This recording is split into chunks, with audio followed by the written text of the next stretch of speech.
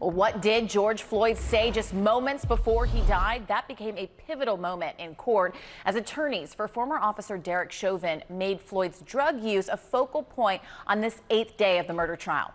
Methamphetamine, fentanyl, oxycodone, and THC were found in 2 cars Floyd was in the day he died, his car and the back of a police SUV. This is according to testimony from 3 forensic scientists.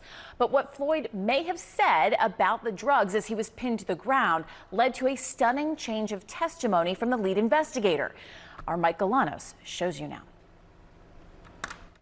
Well, in a huge moment and a huge debate ensued. Did George Floyd say in the midst of the squad car struggle, "I ate too many drugs," or "I ain't do no drugs"? The question was posed to the lead investigator, Special Agent James Ryerson.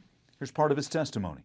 Did you ever hear Mr. Floyd say, "I ate too many drugs"? No. 07, and I'm going to ask you, sir, to listen to Mr. Floyd's voice.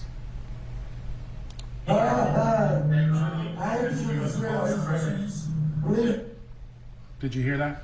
Yes, I did. Did it appear that Mr. Floyd said, "I ate too many drugs"? Yes, it did. Now, Lynn, after that, the prosecution played a longer version of this body camera footage, and then Ryerson said he heard something different the second time. Here's that. Having heard it in context, are you able to tell what Mr. Floyd is saying there? Yes, I believe Mr. Floyd was saying, "I ain't do no drugs." So it's a little different than what you were asked about when you only saw a portion of the video, correct? Yes, sir.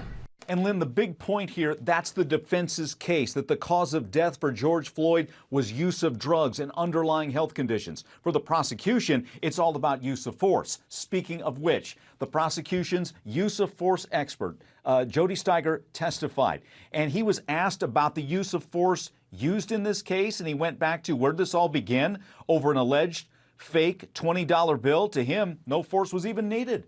Do you have an opinion to a degree of reasonable professional certainty to how much force was reasonable for the defendant to use on Mr. Floyd after Mr. Floyd was handcuffed, placed in the prone position, and not resisting?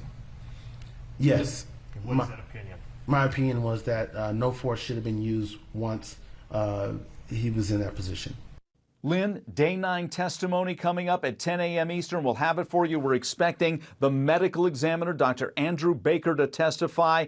What's at stake there? Cause of death.